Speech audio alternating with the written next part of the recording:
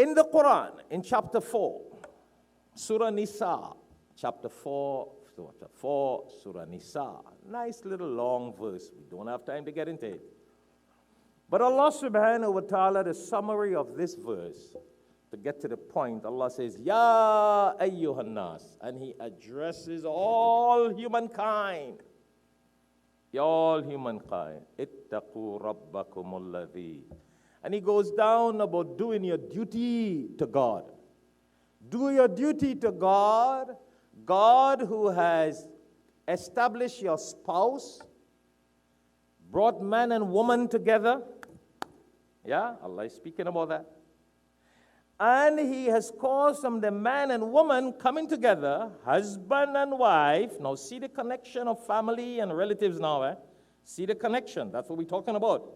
Family and relatives. So we start with husband and wife, Adam and Eve. See it? Adam and Eve, and it continues down. So God tells us here in the Quran, وَبَثَّ مِنْهُمَا رِجَالًا كَثِيرًا وَنِسَاءً. And He brought man and woman together and caused from the man and woman coming together many men and many women. That's how you have the 8 billion people in the world today. Have what? 8 billion people in the world today. Where did that come from? Did a machine make that? Think it's a Mercedes-Benz machine or manufacturing company. It's man and woman came together, which God established and caused this 8 billion people that we have in the world today. So forget about all of that. We're not going to get into that details. But then He goes down and He speaks about wattaqullah. Do your duty to Allah. Alladhi tasa'aluna bihi wal arham. You know what He says? He says that you must establish good relationship with the arham, the wombs. What is the womb? The womb of the mother. Oh yeah, this is a command in the Quran. So what I'm trying to say, all you people who pray in Salah and you cut these ties, go back and read the Quran. Because a lot of us believe Islam is all about you alone praying your Salah. And you disconnect from the wombs. You disconnect from the womb. You do not fulfill the hukuk.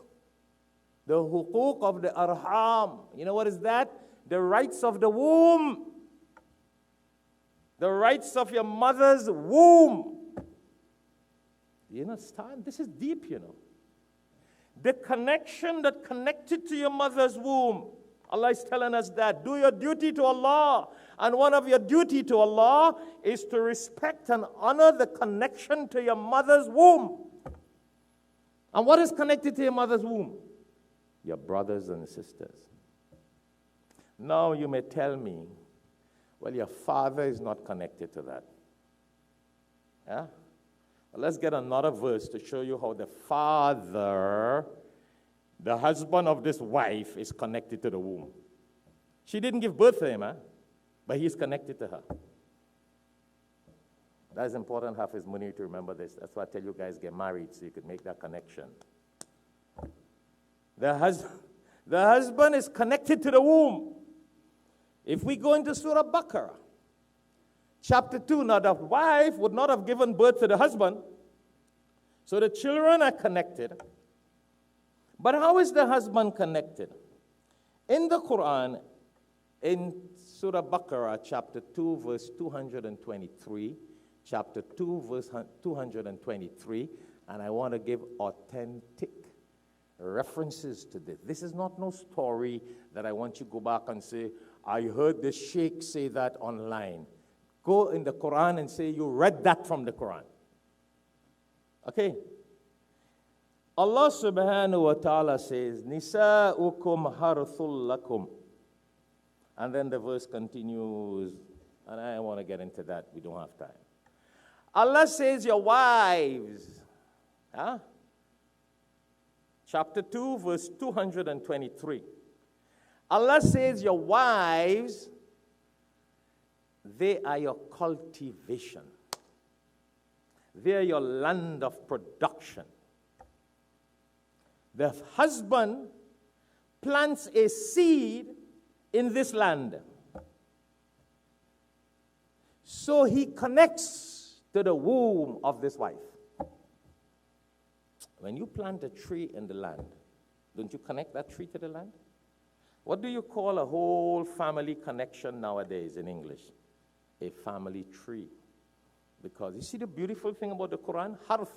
Harf is an Arabic word which means production, cultivation. So the husband connects to the wives.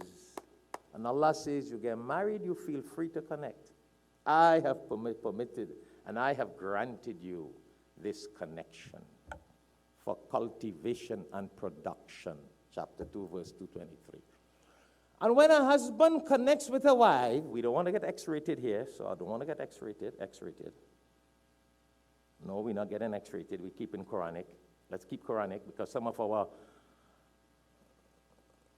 people who don't think will say, what is he speaking about? Well, if you don't understand this, if you think this verse is X-rated, well, go take it off from the Quran.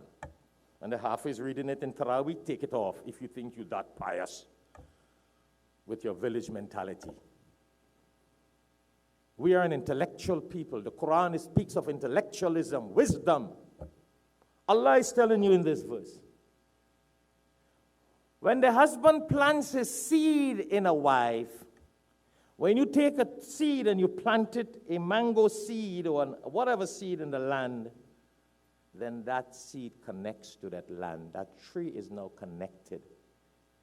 So biologically, the husband would not have come from the wife, but he would have connected to the wife. You guys following that? Ashraf, you follow that connection? Because if the husband does not connect that seed to the wife, then you and I would not have been here. And if you don't want to believe that, then you probably fell from a coconut tree. See how this Quran is very deep? This Quran tells us everything. But get to the main point. The connection. So now the husband and wife, why I'm saying that? Because a lot of people today, when children are born from the womb of their mothers, they say, well, I only need to love my mother's family.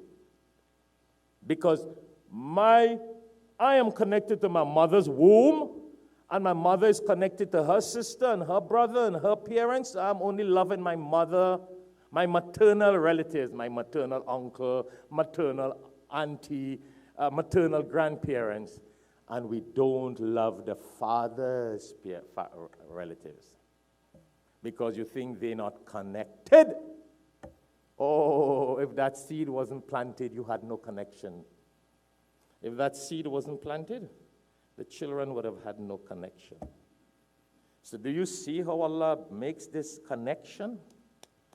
So now the father and the mother, وَذِي الْقُرْبَى, Allah commands us in the Quran, chapter 16, Surah Nahl, verse 90, that you need to be good to those who are connected to the womb. So now your father connects to your mother's womb, so your father's brother, your father's sisters, your father's parents, everybody you need to keep connection with.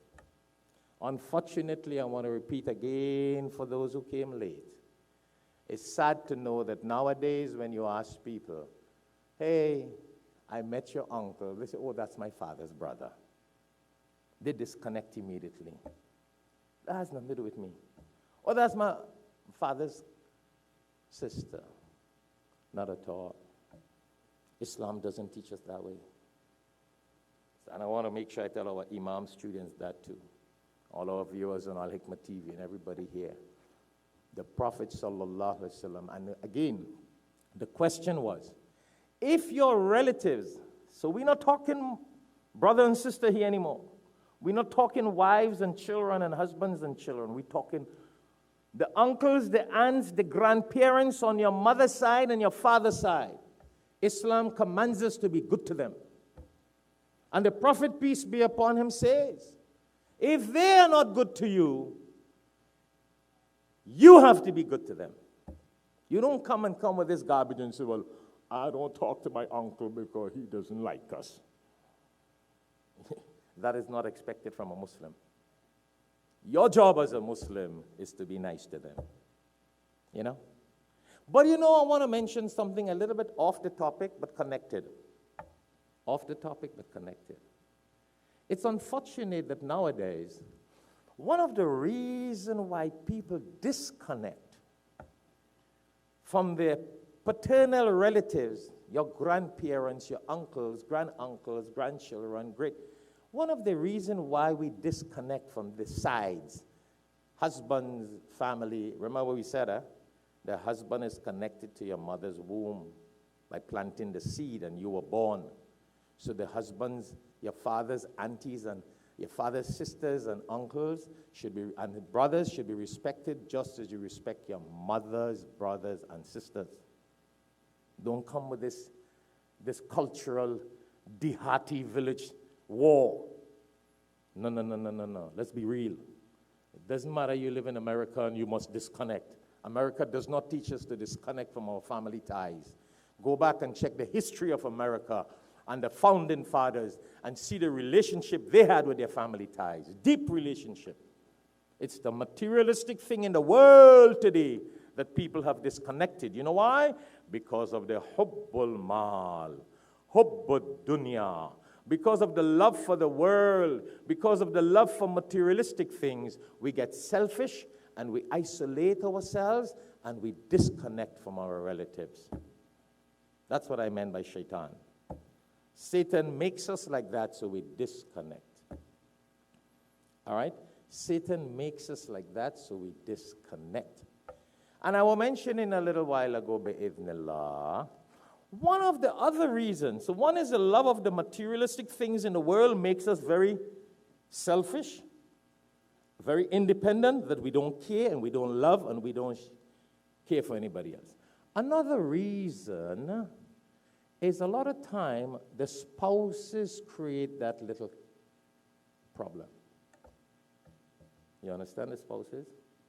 You marry a husband, he's so selfish, he's so arrogant, he does not want the wife to keep relationship with her parents. He does not want his wife to keep relationship with her uncles and aunties. You have a relationship with your husband, go ahead. But you also have a duty and relationship to your parents, to your uncles, your aunties. Oh yeah, this is what Allah means about dhil qurba. Keep the connection to those who are close and near. Allah calls your uncles and your aunties and your grandparents and your grandchildren. They are called your qareeb, near ones. They're not just called uncles in Islam. Do you know that? Go check the Quran. Allah does not just call them uncles and paternal father, uncles and paternal aunties. No, He calls them qareeb. Qareeb alo hai bhai. The near ones to you. So you marry a wife, and she makes you disconnect from your parents and your brothers and your sisters and your uncles and your aunties. Don't let her do that. Don't let your spouse do that, whether your husband or your wife, based on male or female, whoever listening. Don't. It shouldn't happen. It's not Islamic. Because now you have your sister-in-law. You have your brother-in-law. Why are they called brother? Even the English language calls them brother by law. Yeah? And you call them enemy by law? Dushman by law? The English law calls them brother-in-law, mother-in-law, father-in-law, and you call them dushman by law, enemy by law. What is this? That is so un-Islamic. But that's a cultural disaster. Listen, I told you, whether you go India, Pakistan, Bangladesh, South Africa, Africa, wherever, Arabia, this is a problem in the entire humanity nowadays. All these Maulvi Walas and scholars and long beard Walas and people preaching and teaching, many of them have disconnected from their family and their relatives. And that is haram. Allah commands this. This is not a good deed. Don't go and say, Shaikh Shafayat said it's a good deed. I am reminding myself and telling you and myself, Allah commands this as an order to do. So you guys need this. We need to make dua now to put in our hearts that softness to connect back to our blood ties. And I showed you how we are connected to the mother's womb, the ties. We are connected. You know, there is a hadith